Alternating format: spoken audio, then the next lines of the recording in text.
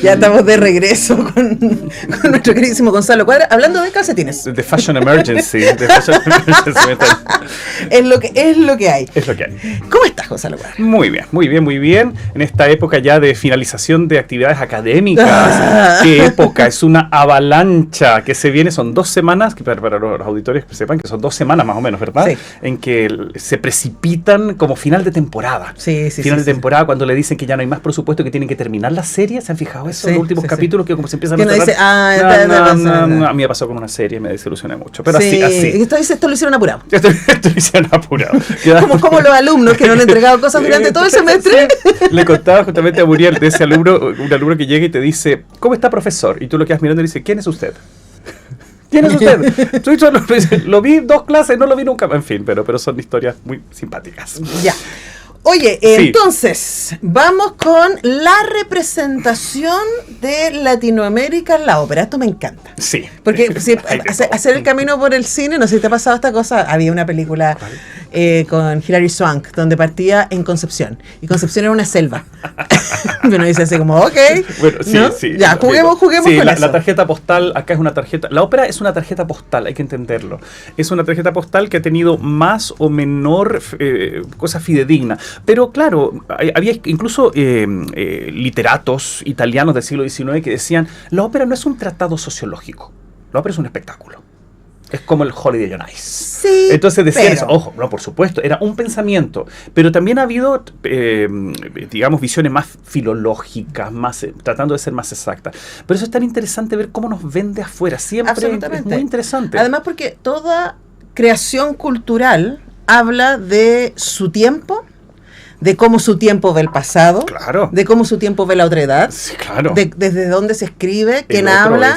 Entonces, uno puede decir, claro, no está tratando de convencernos de nada, sino más bien efectivamente espectacularizar la emoción, diríamos, pero en la construcción de aquello está instalando imaginarios. Pero claro, imaginarios sonoros, visuales, dramatúrgicos, porque hay paisajes que se pintan, y cuando digo paisajes que se pintan, digo literalmente, son telones pintados de volcanes y selvas, que incluso hasta el día de hoy, sin ser infidente, pero, por ejemplo, una ópera muy interesante como Patagonia, por ejemplo.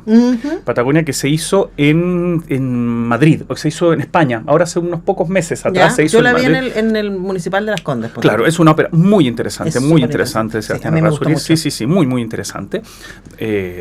Bueno, cuando se hace en España, el afiche que cuelgan en el Teatro Real de Madrid, perdón si me equivoco del nombre del teatro, pero el afiche era un casco de conquistador español del cual volaban guacamayos. Sí, eso mismo dije yo. Dije, ¿ah?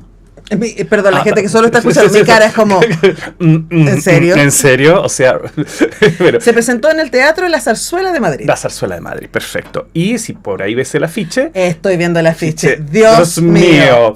Y la obra se desarrolla en el extremo sur, en el estrecho de Magallanes, Guacamayo, que bueno, capaz que en esa época habría, no lo sé, no había Guacamayo. Bueno, pero tú puedes vender así América. Y es muy interesante cómo se vende América. Porque la obra es súper apropiada en términos de representación y cuál es la historia que está contando, ¿no? Es muy clara, es muy precisa, es histórica, tiene fantasía, por supuesto, pero tiene aspectos etnológicos, aspectos históricos, militares, o sea, de muchas cosas, pero muy específicos. Claro, entonces no es que Errázuriz haya inventado el tema de los guacamayos, eso no está en la ópera. No. Eso es el Departamento de Relaciones Públicas del Teatro de la Zarzuela que dice, tengo que llenar la sala. Lo que hablábamos la clase pasada, mire. Sí, por favor. Me encanta. Perdón, tú sabes, no, pero yo conozco gente que escucha este panel como una clase. Bueno, le mandamos saludos a esa gente. Un abrazo muy grande.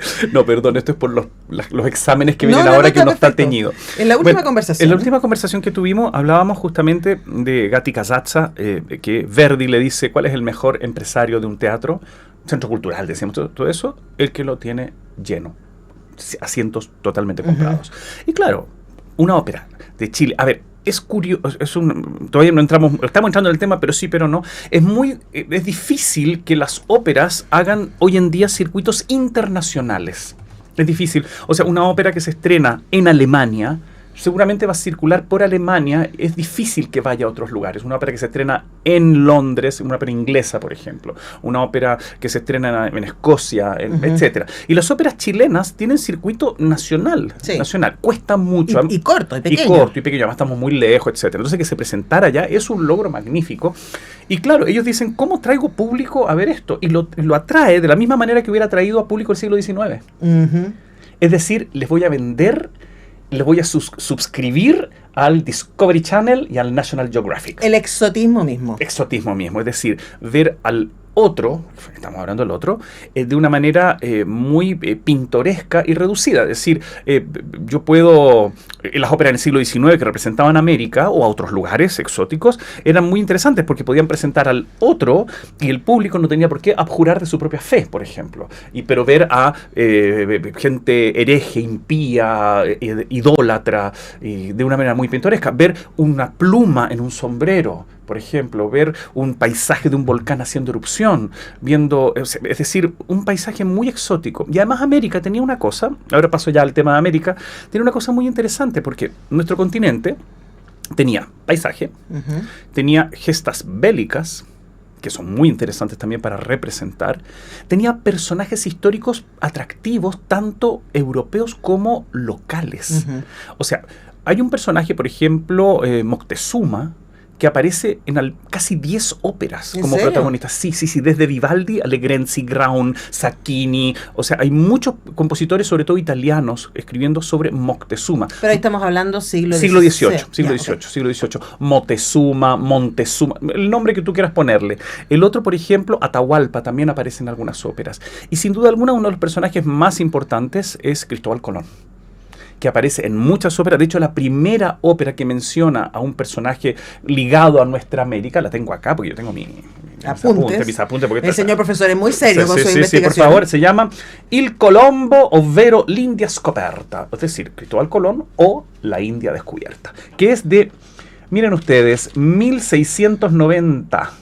Acaba de pasar. 50 años. Exacto, 1690. Y ya para 1695, Henry Purcell escribe música para una obra teatral que se llama The Indian Queen, la reina india, que plantea un escenario bélico entre aztecas e incas. Mira qué lindo. Se sabe ahora que tuvieron cierto tipo de grado de comercio, se sabe que hubo productos por vía Pacífico. Yo estaba pensando inmediatamente dónde estaría el medio, en Panamá, en Colombia. Pero yo digo, está bien, es como cuando, yo me acuerdo cuando era niño y yo veía... Está muy lejos para pelear. Muy lejos para pelear. Además, ¿para pelear de qué? O sea, ¿por qué? O sea, lo del medio es demasiado distante como para tratar de conquistarlo, ¿no? Ahora, igual nosotros pensamos en los mongoles contra los hunos, no sé, pues tampoco sabemos mucho cuál es la distancia. Justamente te decía, yo cuando era niño veía tardes de cine, ¿te acuerdas? Cine en su casa. Cine en su casa. Y uno veía películas en Technicolor y que eran, por ejemplo, Sansón contra Hércules.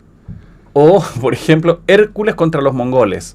Y lo separaban mil años, no sé, bueno, pero no importa, a nosotros nos encantaba ver esas películas de matiné, las famosas películas de matiné, ¿no es cierto? Bueno, y un poco Indiana Jones, qué sé yo. Y estos son Indiana Jones, o sea, después de esto... O sea, es ópera de aventura. Ópera exótica, de escapismo, de lugares exóticos. Comprendamos que para el siglo XVIII, siglo XVII, XVIII, ya todos los europeos, pensemos en la ópera como una creación europea, todos los europeos sabían perfectamente que el mundo era muy ancho, vasto. Y redondo. No sé, hay gente que lo duda. Pero, yo sé, pasaron 400 años y hay gente que lo duda. Muy ancho, vasto, y que jamás lo ibas a poder recorrer. Entonces, yo desde mi casa, cuando veo el Discovery Channel, veo unos lugares que ya me gustaría... ¿Existe el Discovery Channel todavía o no? Yo creo que sí. Sí, ¿no es cierto? Bueno, nuestros auditores comentan. Sabrán. Pero estaba la ópera, estaban las obras teatrales también, pero la ópera tenía un asunto maravilloso que es la música puesta ahí. Que hay una cuestión multimedial. Ojo, las obras de teatro tenían mucha música en la época del siglo XVII y siglo XVIII. Tenían mucha música. Pero la ópera es un espectáculo multimedial que hay muchas artes integradas que lo hacen muy atractivo. Y sobre todo que ya estamos hablando de una época en que la ópera ya era un espectáculo público. Ya no estaba ligado solo a una casa reinante o al palacio de un obispo o de un rey. Salvo en Francia, que sabemos que era una cosa muy exclusiva del rey, etc. Entonces...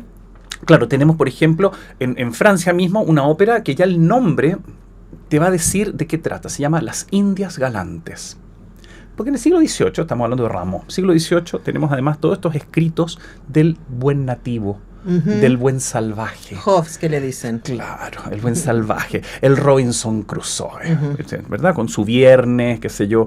Entonces empiezan a aparecer estas historias donde ya los nativos son gente como otras culturas, pueden ser sádicos, sangrientos, vengativos, idólatras, pero también surge el amor. Pocahontas. Básicamente. Pocahontas. Entonces las Indias Galantes se desarrolla en varios lugares del mundo donde justamente son lugares exóticos, pero aún en lugares más salvajes puede reinar el amor. Y hay una de ellas que se llama justamente, lo tengo acá, los Incas del Perú se llama. Donde hay una pareja de un español con la hija de un gobernante y que se enamoran fatalmente y esto solo los salva la erupción de un volcán. ¿Los salva? Sí, o sea, claro, la situación la salva, digamos, porque va a ser condenado a muerte, sacrificado, porque además... Hay una película ¿sí? que habla de eso, que inicios del cine, me voy a acordar luego cómo se llama, una película italiana. Ajá, puede ser. Pero estoy hablando... Pero será el Vesubio, quizá, ¿no? 1900, pero la misma historia. Bueno, quizá, o sea, Pompeya puede ser. No, pero estoy hablando de una película de 1910, una cosa así. Si lo digo, no, pero quizás ambientada como en Pompeya, que el volcán salva a alguien. Bueno, la cosa es que, claro, esto, porque hay una cosa maravillosa que tenía el imaginario europeo sobre nuestra América, que son las deidades solares. Ligado justamente a los incas y a los mexicas y a los aztecas, digamos, de la zona, que es la deidad solar, ¿verdad? Entonces era muy interesante estos templos del sol, estos sacrificios humanos, esta cosa tan llamativa que tenían ellos. Los europeos también sacrificaban personas, digamos, pero esto era más exótico lo que les pasaba. Claro, el sacrificio de personas de parte de los europeos está bastante normalizado. Está bastante normalizado, pero además estaba justificado. Que sí, y además todavía estaban discutiendo si los indígenas tenían alma. Sí, bueno, es cierto.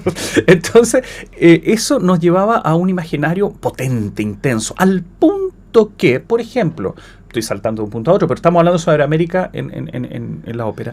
Cuando Heliodoro Ortiz de Zárate escribe Lautaro, esa ópera que daría para 3 programas seguidos, todas las implicancias que ha tenido en 1901, 1902 y ahora hace pocos años. La historia versa sobre sobre Lautaro, Guacolda, Pedro de Valdivia, y en un momento todos los mapuches, araucanos, como se le dice en la ópera en ese momento, se inclinan porque Guacolda hace una oración al sol. Pidiendo clemencia o Dios resplandeciente al sol. Que es el sol como una deidad suprema, está ajeno a la cosmovisión mapuche. No, claro. No.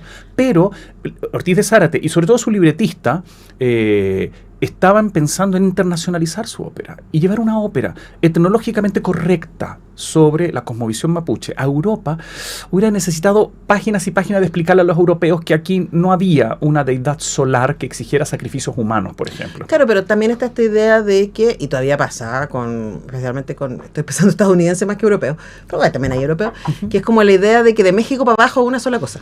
Claro, una cosa árida, selvática. Todo un inmenso jardín, eso es América. Literalmente. Cuando Dios hizo el Edén, pensó en América. Y la descripción que hace la canción es el trópico. Es el trópico, absolutamente. Pero bueno, eso es lo que vendemos. Eso es la tarjeta postal. Ahora también, o sea, eso lo vendemos porque otros nos han contado. ¿Cachai? O sea, es como, no es que... estoy pensando... A propósito de lo que señalaba de Lautaro, hay una instalación de un sentido común respecto a América. Y luego se tiene que mantener eso, porque si no, como tú decías, es muy complicado explicarle que los mapuches son otra cosa. Entonces, estás pensando, por ejemplo, en las películas de Romano. Sí, donde, si vemos a 2 personajes paseando por un jardín, las estatuas son blancas. Claro, perfecto, sí. Pero sabemos que estaban policromadas. Exactamente, ¿no? Pero si tú le pones una película donde están las pinturas policromadas, la gente va a decir, no, oye, se equivocaron. Porque el imaginario es más poderoso que el dato. Pensemos, bueno, estamos en el cine. Segunda Guerra Mundial, el mercado europeo muy difícil para Hollywood, y de repente miran para abajo, y además empieza el criterio del buen vecino y una serie de otras cosas, y se empezamos a hacer películas ambientadas en América, y nosotros inventamos una América y se la vendemos a los americanos. Tal cual. Entonces tenemos esas películas de, qué sé yo, Matrimonio en Río, Claro. o por ejemplo, The Argentinian Way, o películas así. O los guacamayos de Disney. Entonces miran para abajo y esas Speedy películas, González. y esas películas son muy bien recibidas en América, por más que nos pintaban una América muy en Technicolor y en CinemaScope. Bueno, te estaba mencionando justamente de el buen nativo que aparece, y tengo unas óperas acá que justamente hablan del buen nativo. Mira, tenemos de Grétry en 1768, El Hurón. Mira tú. El Hurón se llama. El Hurón se llama la ópera, sí. Tenemos a Stephen Storrs, que hizo The Cherokee. Los Cherokee. Pero eran buenos los Cherokee. O sea, Después vino el western, John Ford, eso desarmó esa idea. Después el maestro Cifolelli escribió L'Indiano. Piccini escribió L'Americano, basado el indio americano o las virtudes de la naturaleza se llamaba, mira tú. Y Thomas Morton escribió Colón o El Mundo Descubierto. Tengo una pregunta, señor profesor. Porque estas óperas... Siglo XVIII estamos ahí. Sí, todavía no pasamos al siglo XIX, que es otro mundo. Eso te iba a decir, porque todavía no tenemos Discovery Channel. No, pues entonces quería preguntarte si, algunas de esas óperas siguen siendo representadas, si sobrevivieron, ¿no? Y luego si, pensando en que hoy día allá se sabe un poquito más de acá, se han hecho algunos ajustes, concesiones respecto a esa mirada. Muy buena pregunta. Gracias, señor profesor. Bueno, en general eso está ligado a inquietudes personales, de repente de algún teatro, de algún lugar. Por ejemplo, en México se han hecho algunas de las Moctezuma, por ejemplo. Pero lo están haciendo ellos mismos. Claro, sí. Ellos se apropian de lo que se les apropiaron, digamos. Es como una vuelta de mano. Y también está ligado a la fama de los compositores, porque tenemos por ejemplo, a Henry Purcell con Las Indias Galantes, o Rameau con Las Indias Galantes, o Henry Purcell con The Indian Queen. Y Purcell y Rameau son compositores del estatus, están en el canon. Sí. Entonces se hacen esas obras. Sí, Las Indias Galantes yo he escuchado. Las Indias Galantes se hizo en Chile hace unos años atrás, en Rancagua, en una puesta en escena bien interesante, bueno, con cantantes nacionales. Bueno, es decir, se hacen. ¿Y se ajustaron? Bueno, ahí hay otro punto. En realidad lo que podemos hacer ahora, hay trabajos en Europa sobre todo, acá no tanto. Revisionistas. Sí, que se hace un trabajo de dramaturgia, se puede cambiar una frase, se puede cambiar una palabra, se puede cambiar el orden, o hacer una puesta en escena, el director, quien dirija la escena, hace una puesta en escena que revise esto. Y por ejemplo, puede estar, imagínate, por ejemplo, yo hago Las Indias Galantes y lo ambiento en un museo. Entonces las piezas, los personajes son personajes de museo que salen, porque la visión es una visión del siglo XVIII. Claro. Pero yo puedo jugar con eso, ¿no? Que los personajes ¿Dónde está esa ópera? Gonzalo Cuadra. Está en tu cabeza. Están detenidos en vitrinas, detenidas en el tiempo. Entonces yo lo puedo tomar como un momento histórico. O por último, puedo hacer, por ejemplo, de Indian Queen, una idea en algún momento de hacer de Indian Queen, y yo elaboré un poco la dirección de escena. Entonces yo hacía que, como es la pelea entre incas y aztecas, que es una cosa improbable, yo hice una puesta en escena, diseñé una puesta en escena en la cual era un programa de televisión que necesitaba rating y no sabían qué hacer, entonces habían inventado que se había descubierto pruebas que había habido guerra entre incas, entonces era la novedad, la gran novedad. ¿Pero cómo lo hacía? ¿Hacía una intro? ¿Un prólogo? Claro, se hace claro, y se va haciendo con la escena, se van haciendo algunos cambios dramatúrgicos, pero para hacerlo. Pero es un juego que uno puede hacer de alguna manera. El siglo XIX, como se puso romántico y se puso nacionalista, es la aparición de las grandes masas. Entonces, grandes masas corales. Entonces, es la pintura de la gran cantidad de gentes. Sí. Y los amores imposibles. Ahí viene Pocahontas. De atrás ya venía. De hecho, te iba a preguntar por la Malinche. La Malinche, hay óperas modernas con la Malinche. Ya. Hay óperas modernas. A mí me gusta la imagen de la Malinche, creo que es muy complicada. Es muy complicada, ha sido revisada muchas veces, vista de distintos puntos de vista. Compleja la Malinche, compleja. Además, porque yo siento que la Malinche es un arquetipo. O sea, hubo una Malinche histórica, dale. Sí. Pero es un arquetipo. O sea, tú puedes decir, esta persona es una Malinche, claro, o es un Malinche, digamos, puedes llevarlo al factor masculino, porque eso es lo femenino. Pero el factor femenino tenía un aspecto muy interesante que estaba ligado a cómo acceder al poder, estaba muy tipificado. Bueno, porque estaba pensando si podemos, ya me estoy yendo lejos, pero estamos en malas lecciones. Ya, es que la idea me carga el término facho pobre. Ya, sí. Pero esta identificación de la gente de una situación precaria económicamente, claro, pero que se identifica con el patrón, claro, es bien malinchístico. Sí, claro. Sí. Mucho votante malinchístico estamos viendo todos los días. Sí, muy cierto. Pero bueno, y claro, pero el siglo XIX tiene esta fascinación sobre todo en que es la habitante de América, la habitante, la nativa, que es la receptora del deseo del español. Claro. O del, digamos, de distinto lugar, ¿no? Distinto puede ser inglés. ¿Y de Inés de Suárez no se hizo? No, bueno, ya vamos a eso, que tapa mucho. Pero no importa, si tenemos cada 15 días. Bueno, entonces, claro, es esta, y Héctor Berlioz, había una película, una ópera que se llama Jaguarita la India, de 1855. Y Berlioz, que era Héctor Berlioz, gran compositor, pero que tuvo bastante mala suerte en representar sus óperas y tenía una rabia acumulada, y esta ópera era un boom en la Francia de su momento, Francia de mujeres llenas de corsé, llenas de trajes con los guardainfantes, y por eso ¿Cómo se sentaban en la ópera? Es que es muy flexible, o sea, tú te puedes, es muy ¿Las flexible. ballenas? Sí, es muy flexible, tú realmente te puedes sentar. Pero la ballena encima. Convengamos que las damas generalmente iban en palco y en primera fila. Ok. Para que las joyas además relucieran con las velas prendidas. Sí, una serie de cosas, bueno. Entonces, esta Jaguarita Lindian, Héctor Berlioz se enojó muchísimo y dijo, a ver, lo tengo acá, mira, lo tengo extractado, porque Héctor Berlioz dice, dice, la sobrevaloración de la doncella indígena a ojo de los cándidos y estúpidos auditores franceses que no se dan cuenta que las nativas americanas pueden ser tan infieles, promiscuas, toscas, crueles y desarregladas como cualquier dama europea. Pero predico en el desierto. Sí, yo estoy con Berlioz. O sea, dice, pero ustedes se obnubilan con estas damas.